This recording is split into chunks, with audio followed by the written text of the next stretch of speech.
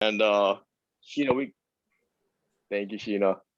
I don't know what I do.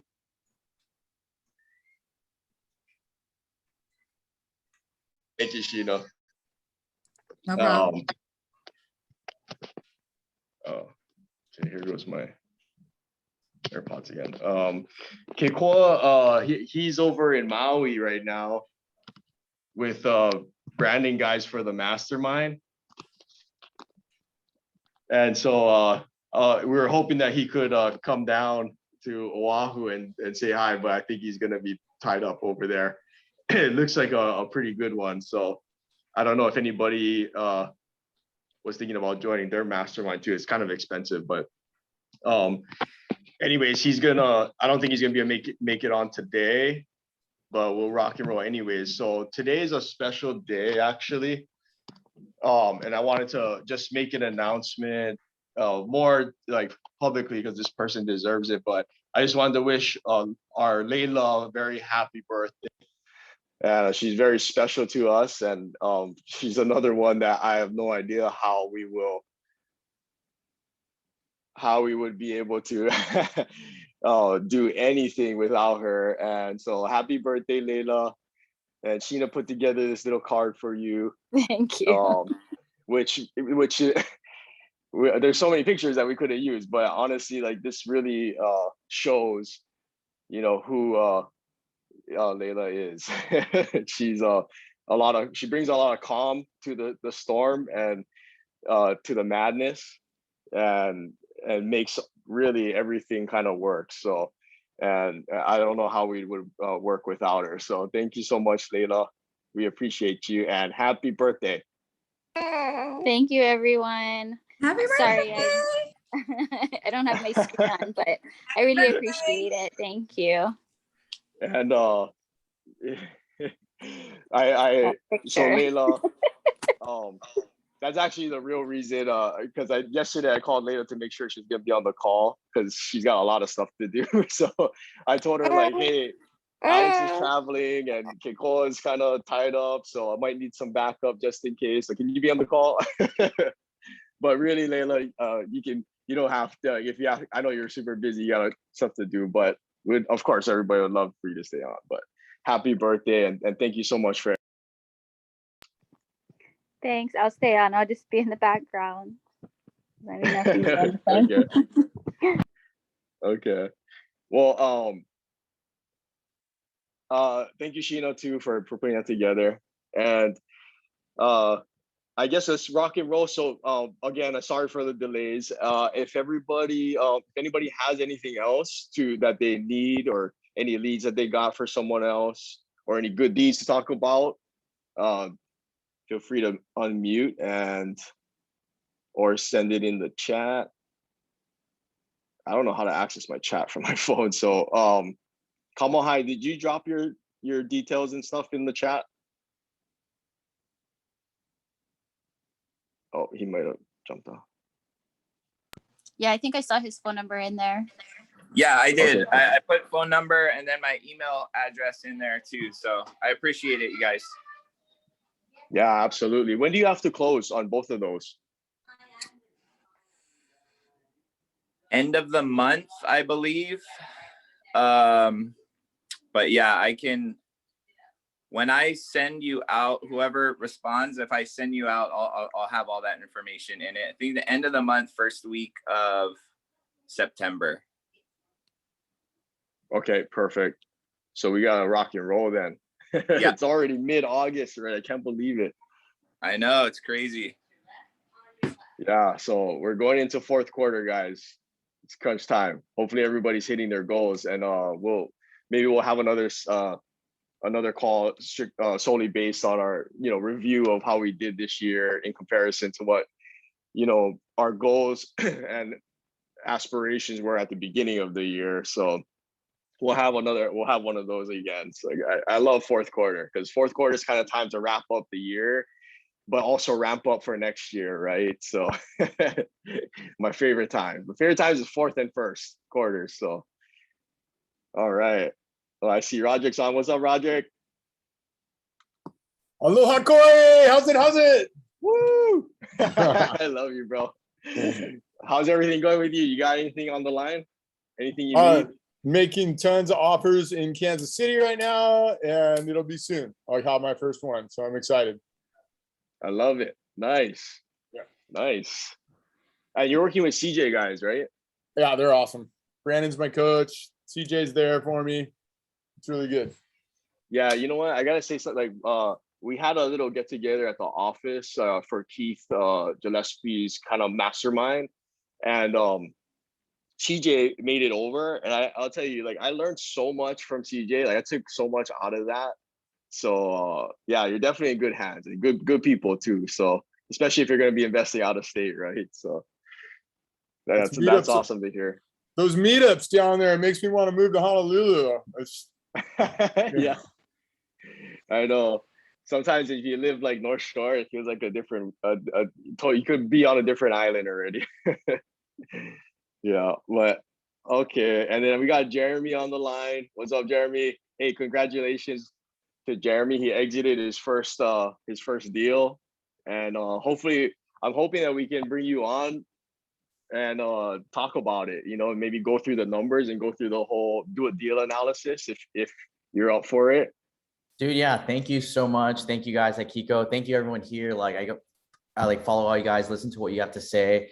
I don't have any mentors, but I consider you guys like I just like observe and see what you guys say, what you guys talk about, and I just kind of take it in like a sponge. But yeah, I'd love to. Maybe next week or the week after. I'm actually about to go celebrate and fly to Cancun tonight. Work hard, play hard. Yeah, boy. But yeah, fun experience. And like, now I feel like, wow, like this is super cool. Like I can do it. This is possible. It's not just something I've been watching and listening to other people do it. Now I'm already working on my next deal. I'm going to bring in like a partner. He found the deal and super cool with that. I think the numbers are, we're going to buy it for, it's in Kaimuki, single family, 850. Hopefully the renovation will be about like 200. And then we're going to sell ARVs looking around like 1.4. So, nice. Yeah. But nice. Yeah, Kaimuki, yeah, that sounds like an average deal out there. The prices have gone up. So I know everybody's not here in the Hawaii market, but I'm sure they're probably experiencing the same kind of appreciation. So like, I think the July numbers came out. And Jeremy, do you know like what the July numbers came out to be? I think it's pushing 1 million, right? For the median. Yeah, I think we hit 1 million already. And I mean, you already know, like when that kind of stuff happens, there's so many, posts on social media, on the news, people freaking out, homeowners are, celebrating. So it's like a mix of emotions and reactions. It's a good thing for us. This market's super hot. But yeah, like I don't see it slowing down anytime soon. Yeah. Yeah, I have the same feeling. And that I think I was watching I think Ken McElroy on his YouTube channel. He puts out some really good stuff, and obviously he's very reputable.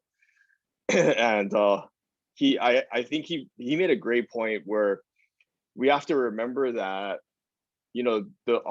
whether we go into a recession or not, it's going to be market specific, right? So it doesn't, just because the nation as a whole may be in a recession, or the housing market across the nation on the average is going down, it doesn't mean that your market is, right? So even if there is a recession, it is likely to be market specific. And he made some good points about looking at some fundamentals in the market that you're playing in, where, are you in a market where people are moving in or out of, right? And I always like to, I learned so much from my Uber drivers when I travel to different areas. And I always ask them like, who's the number one employer here?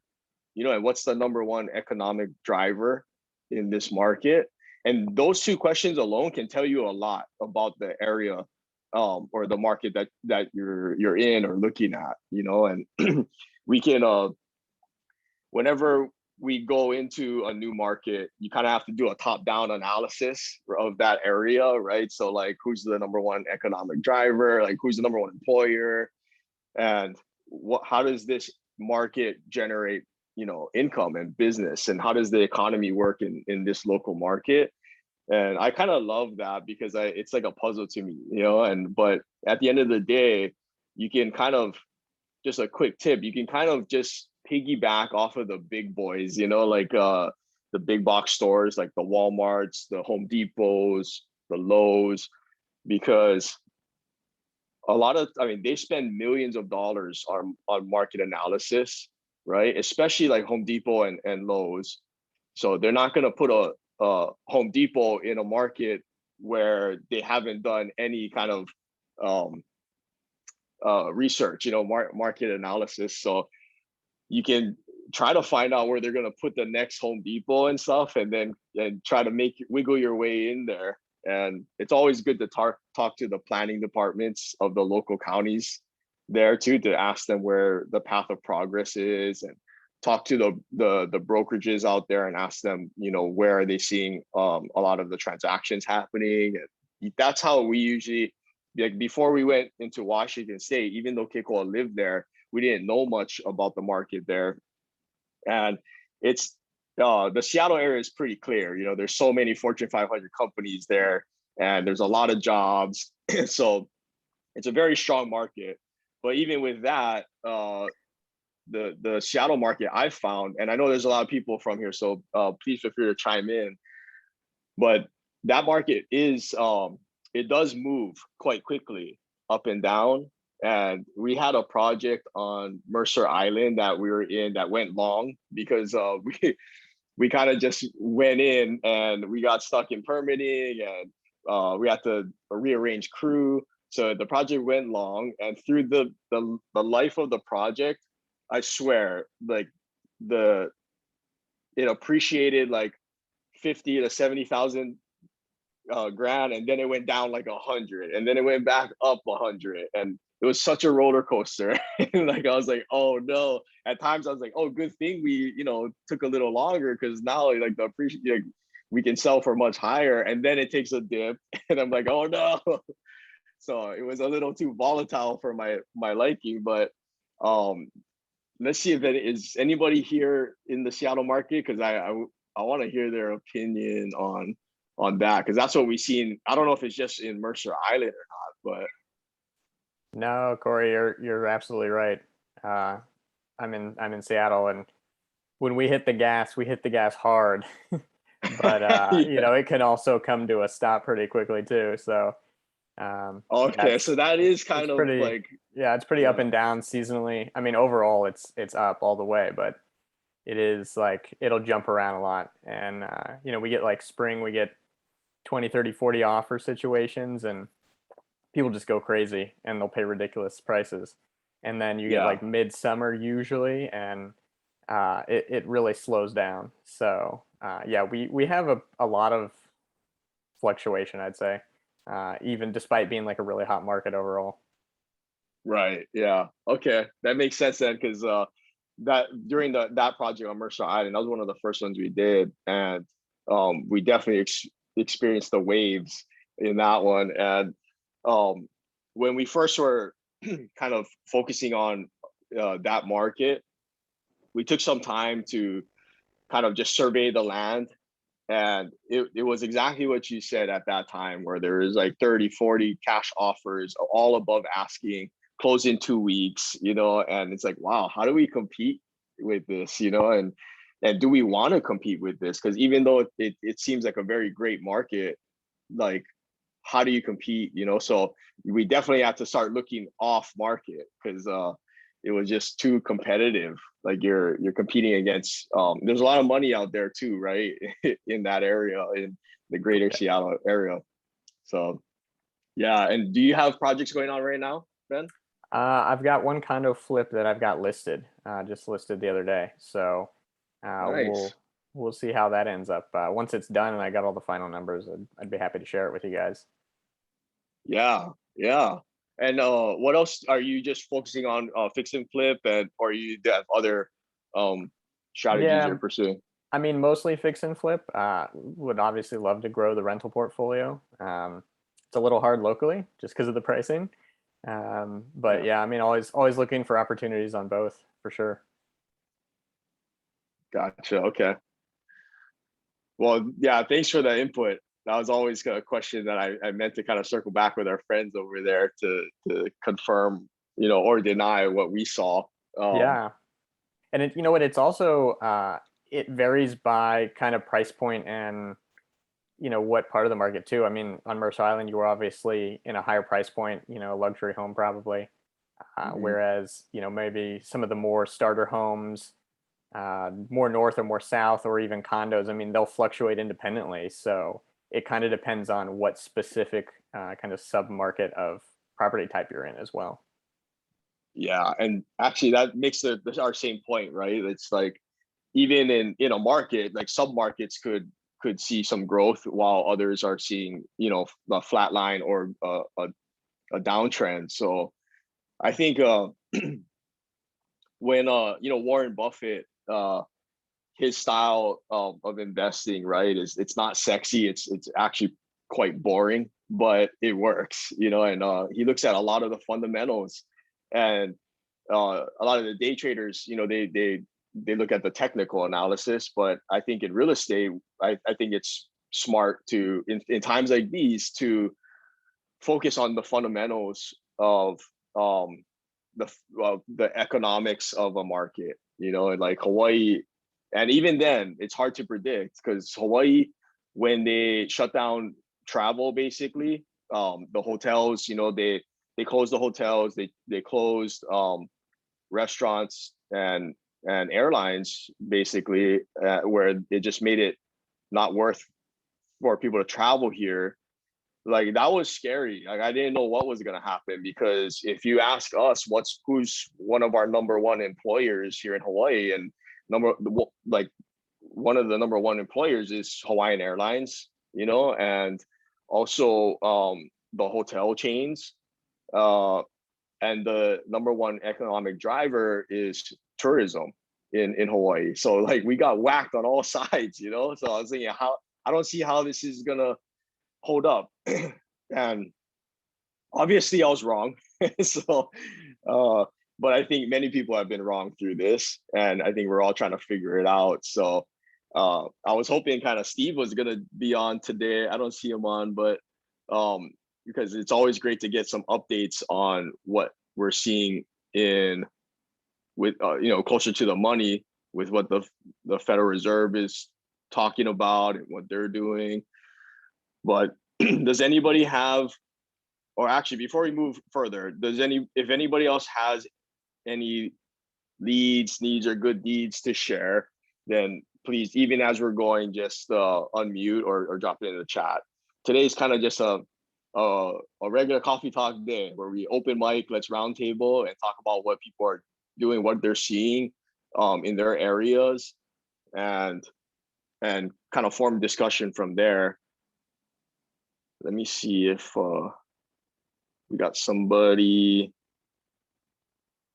Oh, I see Justin Acuna's on, but I want to. Is anybody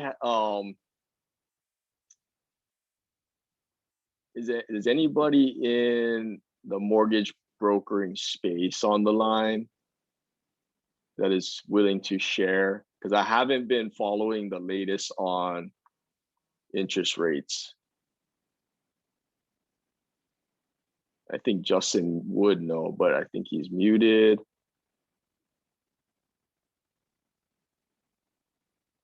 Okay, well, I guess we gotta save that for next week. Corey.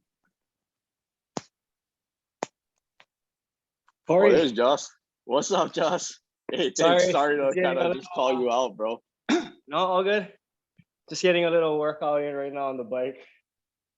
Oh, okay. Well, but yeah, no. Just a quick one on interest rates. Everything's still looking good locally, anyway. We're still seeing, some day-to-day, weekly movement, but still showing sub 3% locally for top-tier borrowers. And in your guys' brokerage, 0.875. I'm sorry. No, do you guys get like weekly updates or even daily updates on rates and projections of where we're going? I mean, mainly, just specific scenarios would just be price out loans, Mhm. from the different websites and portals. But I'll get I'll get emails from lenders usually in the beginning of the day, or if there's intraday movement in rates, they'll send out updates that'll usually just give me a quick, did the market improve or are rates worsening? So it's been up and down, but still, for the most part, still flatline, sub 3% in Hawaii. That's great. I mean, I I think that. Thank you, Josh, for that. Yep. Sorry to interrupt you during your All good. workout, but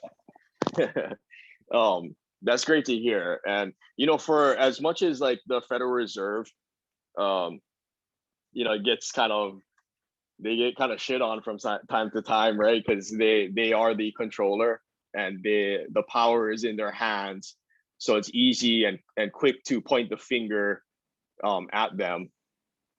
But in my opinion, I feel that they have handled this virus and this kind of economy that we're in now like really well, and because if I think I'd love to hear other people's opinions, but I think if they didn't keep rates low and drop it even further, in fact, like we would be in a bad position, I feel.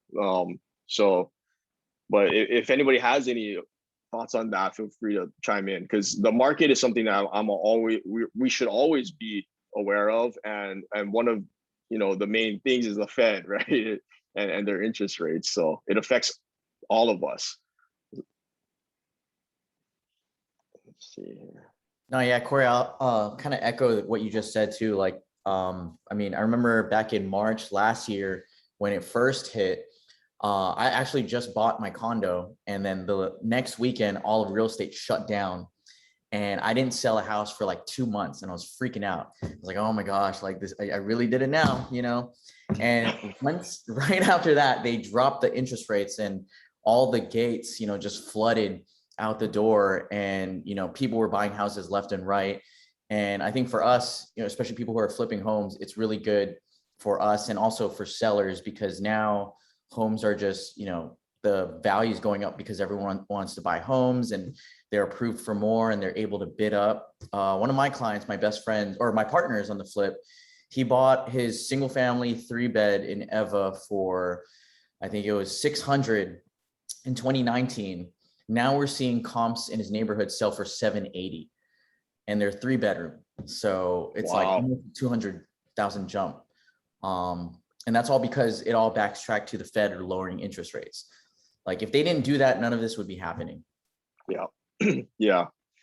Yeah, I agree. And that was key. And I remember you telling us that story. I was like, wow, that's scary, and it was scary for us too, but shoot, like we were already in the project. So it's kind of like our hands are, we definitely stopped buying and looking at stuff. Because we don't know what's gonna happen, right? But when you told me that story, I was like, wow, yeah, that was a crazy time for you, because you're purchasing your condo, and that wasn't cheap either to to get into that one. So I think for us, we've seen the same.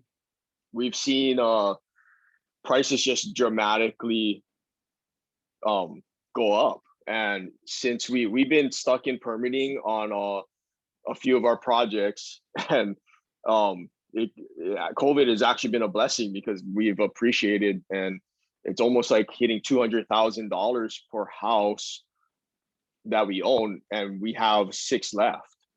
So that's a big kind of margin that was increased. And when I think maybe towards the end of the year, we'll have a story for everybody to share. We're going through it right now, and it does involve the situation that we're in. Unfortunately, we can't talk about it right now because there's some legal things going on.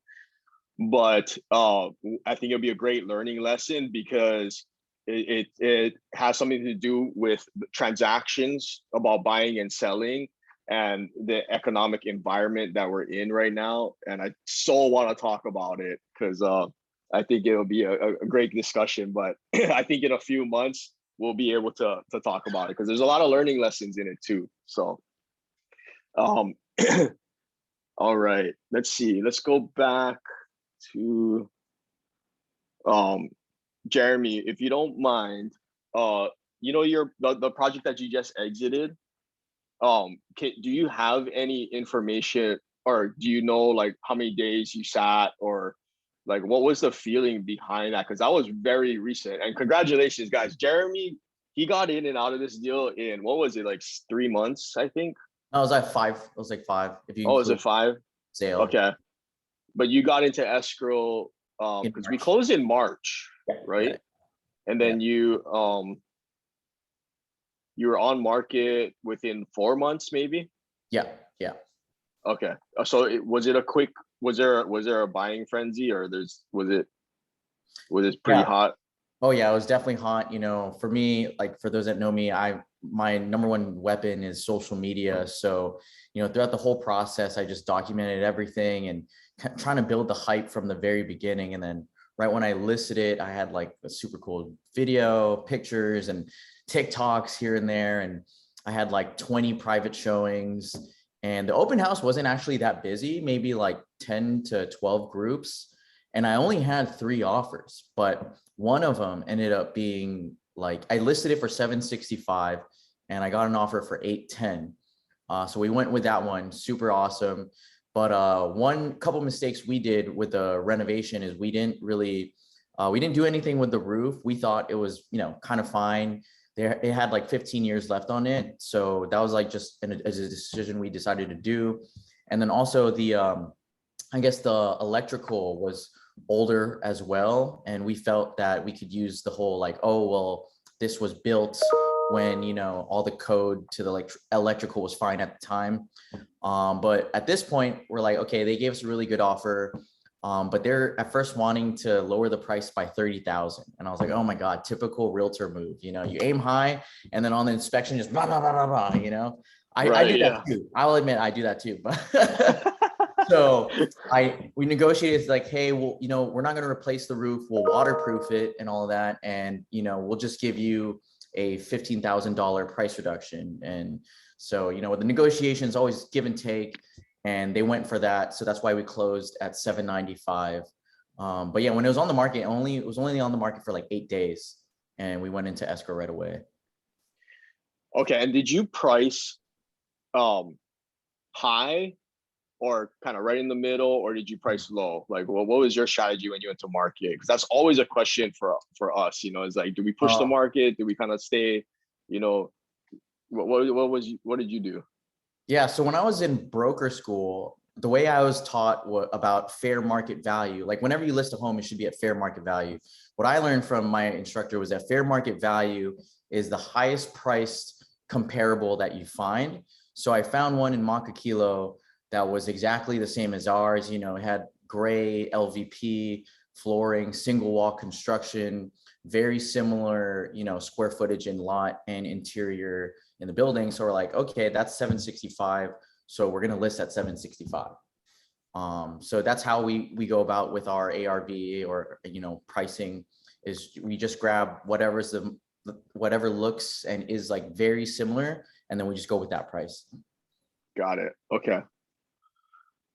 Nice. Well, congrats again. And dude, Alex, now he wants a gong in the office now, or a bell.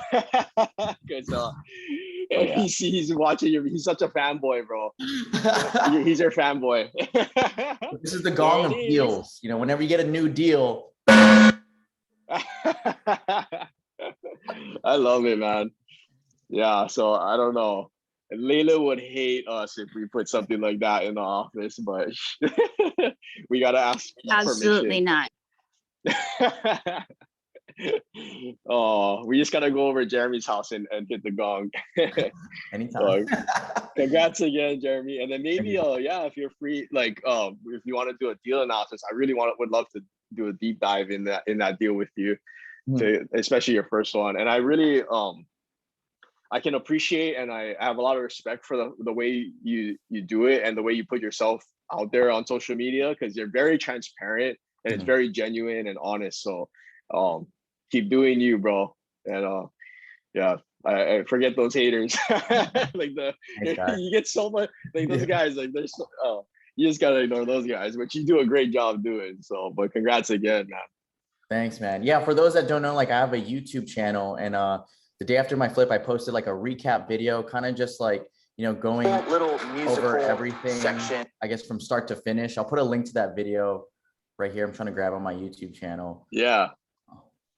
But I'll be making more videos too about, like, you know, all the mistakes I made, you know, what I learned, all of that, because this was my first one. So I'm still a noob as well, but I'm pretty sure like you could, you know, learn some stuff from the things I've learned as well. Yeah, and one credit to you, because I still remember we met with, was Alex with me too? We met in the office, right? And then you didn't have anything really on the line. You're kind of just getting your, you know, your positioning, putting the team together, and you're talking about going, you know, getting your fix and flip deal under your belt. And literally, I think like a few weeks later, you're already under contract, right? And like, and here we are, a few months later, it's done, and it was a successful deal. So, but yeah, you're that type of guy, dude. High performer. You know, you make shit happen. Like that sign right behind you. Yeah. Yeah. Right on. And thanks for sharing. Yeah, thank you. Okay, guys, one other thing I wanted to talk about too is if there's any wholesalers on the line, please feel free to reach out to us. We are going to be working on a project where we will be working with other wholesalers. We will be starting to market heavy for deals. So we are going to be getting back into the acquisition side pretty heavy, and we're going to be putting other investors first as well. So we will be marketing and wholesaling, but not necessarily to take down ourselves. We may do a few, of course, but more to help other investors get into deals, you know, because every quarter, like we do a SWOT analysis, right? And SWOT analysis stands for what's your strengths, weaknesses, opportunities, and threats. And every time I come out of, you know, a new quarter and reviewing, you know, our SWOT, it helps give us a sense of direction, you know. And I'll share with you guys a little bit for our fund. So when I did the SWOT analysis on our fund, Keiko Capital, you know, one of our threats are these bigger companies like the Civic Financials of the world, or the Rock Capitals of the world, Corvest. You know, these are companies that are, you know, they're backed by publicly traded companies. You know, there's subsidiaries sometimes. Even Finance of America, they are backed by Blackstone, and Blackstone's massive, right? They own Turtle Bay now. They own the Wailea in Maui. And so when I'm doing my SWOT analysis, and then when it comes to the threats part, I'm thinking, okay, what are our threats? And our threats is that we're the little fish, you know, compared to these big whales.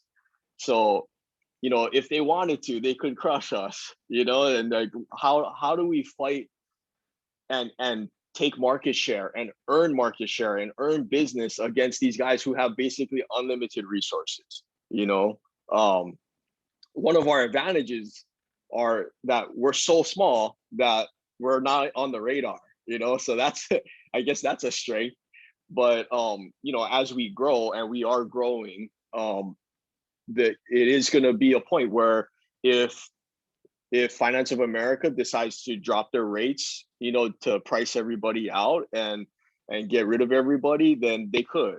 you know, and I don't want to wait around for that to happen and then have to react to that, right? So the whole purpose of doing a SWOT analysis is to get the 30,000-foot view of your venture and kind of get a sense of direction of where the next step is. And for us, after doing the SWOT analysis, you know, we always want to be proactive rather than reactive. And when it came to the threats of, you know, Civic and Finance of America, you know, we had to think like, how do we compete against those guys, right? We obviously don't have the resources to compete, and they can price lower than us and give higher leverages. Although recently we have been able to compete now. You know, our rates now start at 7.99%, and this is for the fix and flip loans, the bridge loans, and the ground up construction. And we have very good leverage, so we can compete. We can drop below with exceptions, so we can actually price out Civic from time to time.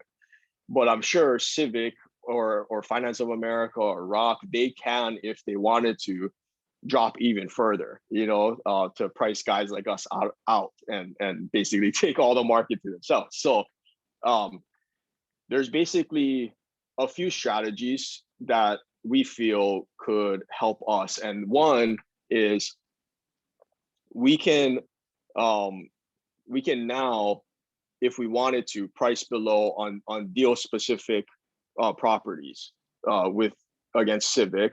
And two, we have an opportunity now to provide more value, right? So if we can provide other investors, like many of us on the call, not just the primary financing, but the gap financing, because I see the need in the marketplace that we're playing in, whether you're doing BRRRRs or you're developing residential real estate or you're doing fix and flip. There's a need for gap financing, right? And hopefully everyone knows what that is, or private financing. So we are working on now, because of doing our SWOT analysis and doing a top-down approach of our own company, going to be forming another fund that's going to be specific for providing other investors like us on the call private capital that they can stack behind their primary financing. Okay, so we may be able to, you know, help finance some investors, you know, 100%, and like true 100%. And the reason why we can do that is because we're investors ourselves. And, you know, I didn't grow up with a finance degree. I didn't work on Wall Street. I didn't come from investment banking. I come from the investor real estate world. So, but with that, I do have a certain knowledge of underwriting deals. You know, I can see a good deal from a bad deal. And so, you know, the risk for us I feel is a little less, because not only do we have resources, but we have the know-how. We've been through it. We you know, there's not many problems that we haven't seen already. You know, I'm sure there are much more, but and hopefully, you know, we don't get whacked all at one time with them. But we do have the knowledge, so it is a little less risky for us, because we have engaged our securities and exchange attorney, and he will be forming our second fund for us. But before, like, we were in Miami, and our attorney John Hornick, he's very respected, and it's so hard to get time with him. You know, and sometimes if you go for the best attorney, like that might not be the best option, because you know, their time is very limited. But we were able to get like 15 minutes with him on the side, and I told him our idea and why we were doing it, because there is a need for gap financing in our industry. And he said, you know, guys, like, that's super risky, you know, like if the deal goes bad, like you might be facing, a lot of defaults and people who can't pay. And so we told him that, yes, that we understand that, but I told him like our background, where we come from, what our resources are. And then after that, then he started to actually sway more to our side and give us ideas of how we can form the docs and have this fun work, and he was excited at the end of the call, or at the end of the meeting, and to a point where I think he may even want to model this and put it out there to other funds, and himself. So but that was another thing, is our gap fund, which is coming. So it will take time, and we will have to start in Hawaii specifically, because Hawaii and Washington State, because those are the markets that we know the best and that we have the connections with. Because obviously we have to, if we're going to lend out this type of capital, it'll be to first people who are already working with us. We're already lending to them. We know they can perform, and we know them personally, possibly, so before we start to scale wide, we definitely want to start small. But I think a lot of us on the call are in the Washington and Hawaii markets. So just wanted to put that out there too, that will be coming, that it will take time. It may take till sometime next year to where we're actually up and running. But we are trying to fill that need, because again, to circle back, that is one of the things where we found that we can bring value to our clients, that guys like Civic and Finance of America cannot and will not do, right? They're kind of, even though we're in the same space, they are playing, they have a different end zone than us, right? And for them, they are looking to build, and they're going to more, it sounds like, to the conventional space. And so there's going to be more regulations on them. You may see their credit boxes kind of tighten as they go more towards, the conventional side. So we're playing, a different game, but we're still on the same field. So that was one of the ways that we're going to combat that. And then another strategy that we're taking was with our loan officer program that we're building, because our company now, we're going into our third year, and we're still not a mature company, right? And it will take some time, but we have passed the next level where now we're ready to scale. And we've been growing fairly quickly, and COVID was a minor setback. But now we're back on the up trajectory, where we're, the last 3 months were the best months we've ever had in this company. And we're ready to scale. So the other way that we found that we would kind of be able to survive amongst these whales in this industry is to build a loan officer program where the compensation model and the culture in our company is so good that it'll be undeniable or a no-brainer for another loan officer from another company to come and not only want to work with us because of the culture that we have cultivated, but because our compensation program is so much better. Okay. And I know most of us here are real estate investors, so we're on the other side, right? And the reason why I'm giving this example and that I wanted to talk about today is because I think it is important to do SWOT analysis on your guys' companies or whatever ventures that you're going into, so that you can kind of plan ahead and take a deep, honest look at how your business is doing. Where is the next path and the next step to take? It's a nice roadmap for you. And even though a lot of us are on the investor side, it's very relevant, and that's why I want to use it as an example. And on the lending side, this is what we're facing. This is kind of some details of our SWOT analysis. And we in the private lending space, in the hard money space, loan officers typically start out at like 20 basis points. So they'll get, or sorry, yeah, 20 basis points. I'm having a kind of I lost my train of thought on that because I think it's 20, it might be 200 basis points. No, 20 basis points, sorry. So it's basically 20 percent of a percent. Okay, so it's a fifth of a percent, which when you're working in a company like Civic or Finance of America, you're backed by a lot of resources. So a lot of times you get a lot of leads, right?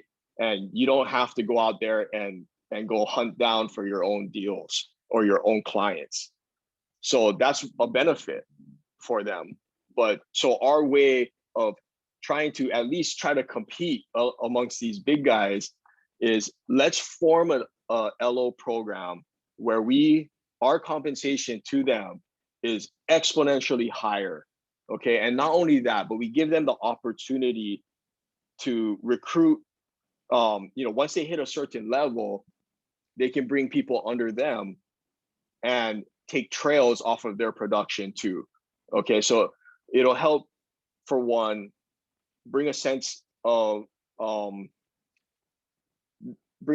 them that they're vested in the company, because they will have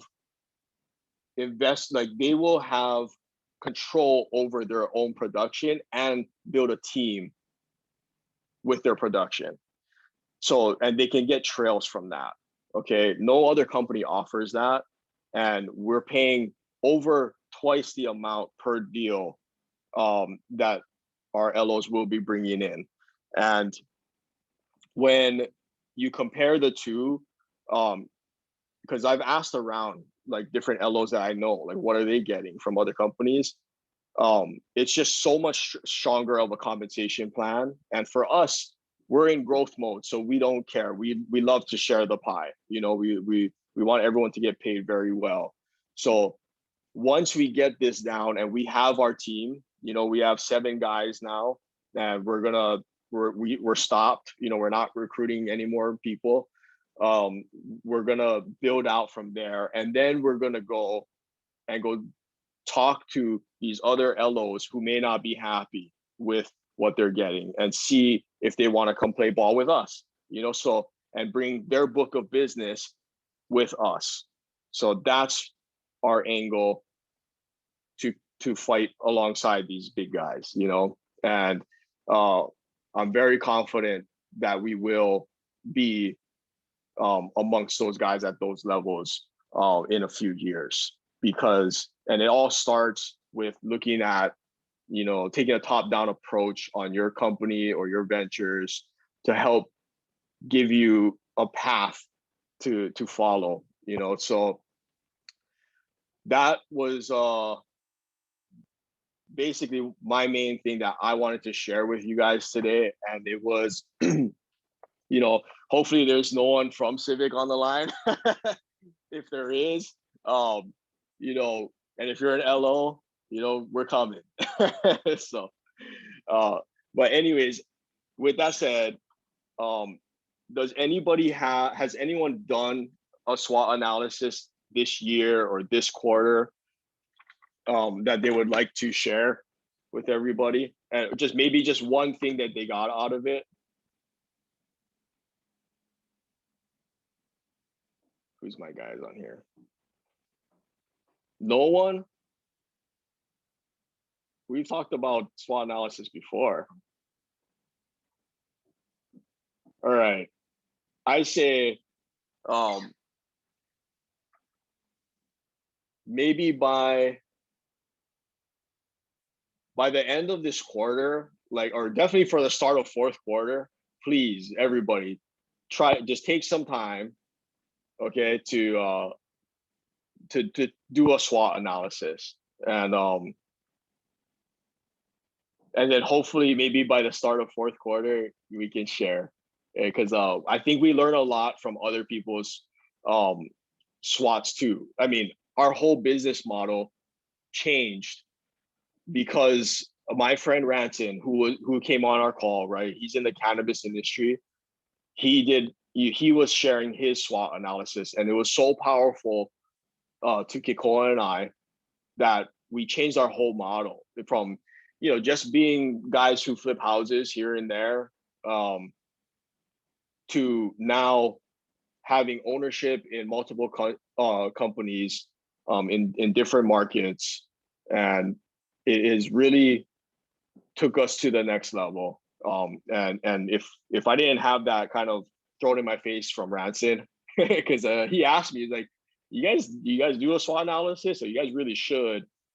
And we were like, I knew what a SWOT analysis was, but I never took the time to think that, yeah, maybe we should do it, So if you guys are really running a company and you're trying to build something, I suggest you guys do that.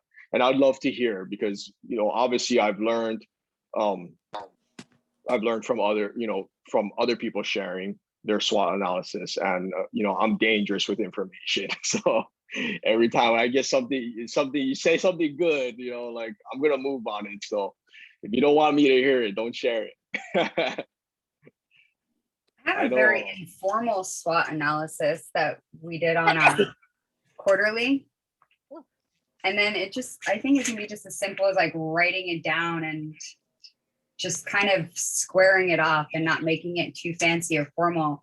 And I have a couple businesses, so, Corey really inspired me to do mine. So I've got a transaction management company, and, I just went over, and it does help. Like, what are the strengths? Well, my strengths are like, we have very driven agents. We have good ethics. We're investor savvy. We're strong on repeat referrals. Our weaknesses are like new lead flow, our follow-ups. I think unless if you've really mastered it, follow-up for everyone is challenging. Systems, the workspace, our capacity, opportunities. That's like our lender leads, our off-market strategies. It's an aggressive market, our threats, our moral compliance, discount brokers, stuff like that. So it just really helps figure out from the real estate side, how can we pivot? Right now, what's working really well might not work next year, and you're kind of looking a year to 5 years ahead, making sure that you have a pivot strategy. And I think it'd be really fun to see everyone's next week, if either they write it down or make it fancy, like on a computer or something, and then maybe share in the Facebook page at the end or something, or if we can share a screen, like a slideshow of everyone's. I think that would be really fun. And don't overthink it. It can be super, super simple. Yeah, and actually, well, thank you for sharing, sweetie. I think that would be a good idea. I'd love to see people sharing their SWOT analysis, and one thing for Ashley, and when she was doing her SWOT analysis, it's kind of the same boat, that we're in, because a lot of the big real estate teams here, they have resources to share with their agents on their team, and like I guess, Ashley, if you want to share like the reasons why you started your transaction coordinating company, which many people, this is the first time we're talking about it. So like, Well, that actually came out from doing our New Year's. So if anyone follows these are on here a lot, we do our quarterly meetups where we do a staycation for 1 to 2 days, and we reevaluate our goals. And in January is when we really thought of the idea by the SWOT analysis that I was doing to start the transaction management company, because some of my clients will always say, like, no matter how big you get, you never make anyone feel like they're just a number. Every transaction, every correspondence still feels very intimate and special. I was like, yeah, it's really hard to scale when you start getting 4, 5 agents and you start having a lot of admin come in and, a lot of people coming in and talking to your clients. How do you keep it really intimate without feeling like they're getting handed off? So it was that SWOT analysis in January where I wanted to make sure every single person that I talked to felt the love and care behind what their goals were and what their transaction was. And that's when Closing Concierge was born. and I didn't launch it to the public. And I didn't intend to until this quarter. It's just for my team and people within EXP, but I'm actually working on the website now to have it open up to the public outside of my direct sphere. And they just create a really sort of a luxury concierge experience so that all of the clients that work with anyone who's hired by Closing Concierge gets very consistent, thorough explanations on the documents that they're receiving and why. And I mean, it just came and derived from SWOT. My weakness was capacity. How can I do, in Hawaii, it's really hard to do more than 50 transactions a year. It's not like the mainland. In the mainland, you hear realtors pumping on 100, investors you hear on the mainland can do a lot more transactions as well. It's just more systemized, it's more grid, just simple. Hawaii, just our land tenure, our real estate, our everything is far more complex. Each little neighborhood inside of a neighborhood is so different than mainland, where it's somewhat consistent for a larger radius. So that was awesome. And then I also, this last quarter, doing the SWOT analysis, third quarter, I realized I really just needed to get into commercial. So they're really helpful. They seem like they're kind of basic and rudimentary, but you just put your head down and you do them. You just don't know what's going to be born from it. And it worked really well for me this year. I went out and got my commercial certification as well. So I'm going to be diving deep into that, here soon. So I'll need a new SWOT for that. Yeah, and thanks for sharing. It's never easy to do a SWOT either, because you have to be honest with yourself, right? Especially when it comes to the weaknesses. That's always the one that's not too fun. But the weaknesses and the threats are probably the most important, most important ones. And when you do a SWOT analysis, it's time to get honest with yourself, right? And because if there is such a thing as blind optimism, where it actually becomes it can become a huge weakness if there's one thing to be very positive and optimistic, but it can also be misleading sometimes. So when you do a SWOT analysis, you really do have to dig deep, be honest with yourself. And I learned something at Keith's Mastermind too, where where I think CJ was talking about it, and he's like, if you have a significant other that you're kind of doing business with, that if you're gonna be putting your goals together, it's probably best not to do it side by side, because a lot of times, and when you're working with your partner, that a lot of times their goals, they're not put down there to share to each other, to talk about whether or not they should go, the goal is too small or the goal is too big, or it's more to just listen.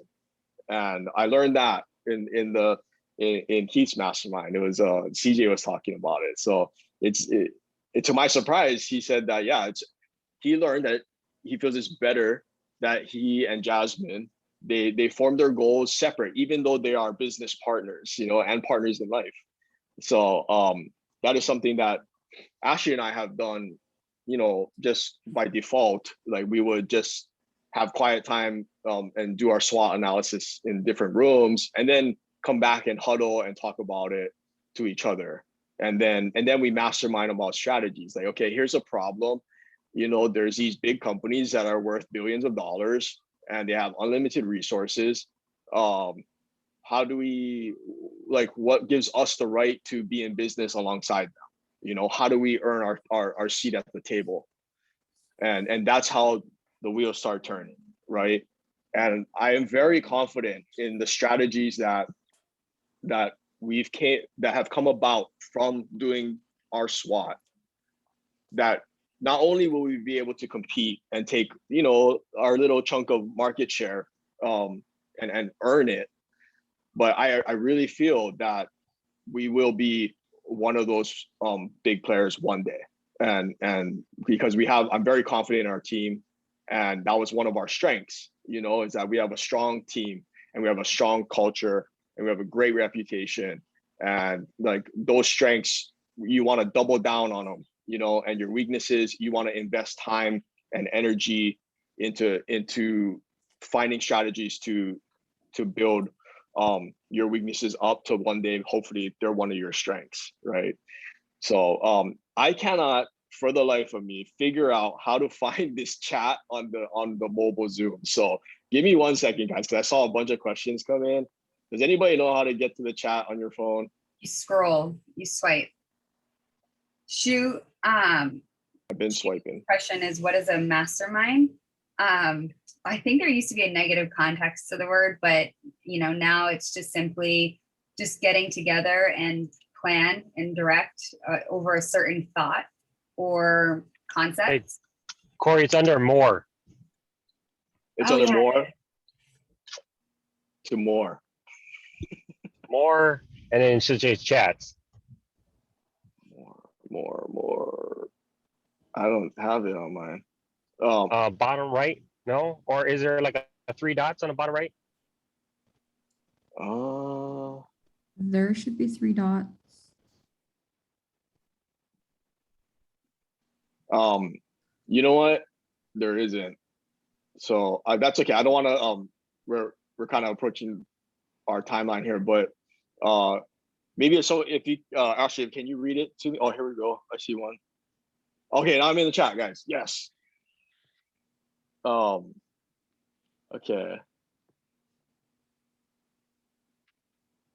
Oh, so Blaze, yeah, so SWOT is not anything formal, to be honest. It doesn't have to be on a PowerPoint or anything. Mine is on my little notebook, but you basically, if you want to put it on the board or whiteboard it, you can just put S and then make that a column, W, make that a column, O, column, T, column, right? And then under S, you just write all your strengths, you bullet point. And then same thing for the other ones. Your weaknesses, just bullet point down the column. And then take us a couple steps back and just, you know, take it in. And then it just helps start, you know, you can start tackling them one by one. Some of them, there's no action items on them, right? Especially on the strength side. If anything, it might just tell you that you need to double down on that strength. So there's no formal way to do a SWOT analysis. Just making sure, you know, that you cover and you're very honest with yourself. This is super formal. What was that? I said, this is super formal. What? I'm kidding. My yellow pad of paper that I drew boxes. Oh, yeah. Yeah, exactly. So, I mean, it would probably be smart to put it like on a doc that's a working doc, you know, for the life of your venture that you come back to, or just, you know, save a new one for every quarter. But to me, the SWOT analysis is something that will never end. You're constantly going to be going back to it.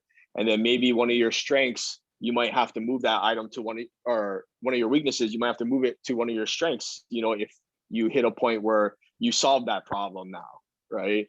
And I'll tell you, for Ranson, he didn't, he's in the cannabis industry, right? And his biggest threat was the pharmaceutical companies. I don't know if I shared this already, but he said big pharma is in the space of cannabis.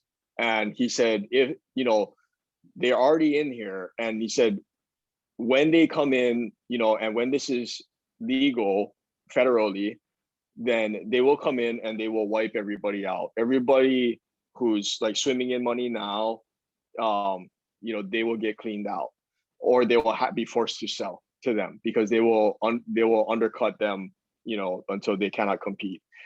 And he said that, you know, he did his SWOT analysis. That was his biggest threat. And so that's why he has vertically integrated his company. So he owns the cultivation company, the packaging company, trucking company, all that. And he said his plan is that when big pharma does come in, which they're already in, but when they come in, he wants to hand his company over on a silver platter, and get paid a lot of money for that. But he also said that while he's working on that, in order to survive big pharma, he ended up cutting a deal with one of the Native American tribes. Actually, now he has multiple deals, I feel, with different tribes, and to grow on their land, okay, and do business with them, to fight because of the threat of big pharma. And why? The reason why is that they don't pay taxes, right, on the land, and that's a huge margin to where he said that I can price them out, so he says, I'm going to sell my business to them on a silver platter, fully vertically integrated for a lot of money. And I'm going to go and just do business with my friends over here in the Native American tribes. And if they want to try to compete with us, we can price them out. So when he said that, it really kind of like, whoa, man, that's genius. Like, how did you think of this? Like, Ranson's from Waimanalo, just like me, small town, small island, small state. And here he is, the biggest producer of cannabis in the state of Nevada, which is one of the most competitive markets in that industry. And like, I'm so proud of him. I take so much inspiration from him. And I had to ask him, like, how did you think of that? Like, that is so, like, did your mentors tell you that? Because he's mentored by some of the best. Okay. So he does have that. But I said, did your mentor tell you to do this? And he said, no, like, my mentor never gave me anything. He just pointed me the right direction and I had to go. He said, my mentor just invested with us after years of building this business. He never gave him a single dollar. He had to go out and do it on his own, and he did. Granted, Ranson's always been a high performer, but when he said that, the one thing that his mentor did tell him is do regular SWOT analysis on his business. And he said, I did do that. And the biggest threat is big pharma. And I had to get creative. But if it wasn't for me taking the time to stop and do a SWOT analysis on my business, I would have never like that threat wouldn't have been on his mind. And he would have thought like everybody else, oh, we're swimming in cash. This is great, and like this is going to carry on forever. And so when he did his SWOT analysis and shared it with us, we did our SWOT analysis, and that has helped us, so much. And you start to look at what you're doing as a true business, right? And you see the road that you're going to follow, and is it the right road? Sometimes you have to pivot, right? Sometimes a pandemic happens and the world changes, and then now you got to start all over again, but you'll never have to start all over again if you already know the ins and outs of your business, where you are and where you're going, right? And we're not just real estate investors, like if you are, that's great, but you probably should have a W-2 as well. If you want to be a real entrepreneur and a real investor, then you have to implement tools like this and strategies, because it's proven. There's Ranson's mentor, they're the billionaires, they're the big money. They've built those massive hotels in Vegas, and there's a reason why they are where they are, and it's because they look at their ventures and they run true businesses. They're real entrepreneurs, and I have a lot of respect for that, and I want to learn. And Ranson, I had to ask him, I was how did you think of that? And he said, well, when he saw the threat of big pharma, he had to ask himself, like, how come the Native Americans always survive big gaming? Like, they survive big gaming, they survive big tobacco, big alcohol, like how and why? And the reason was because they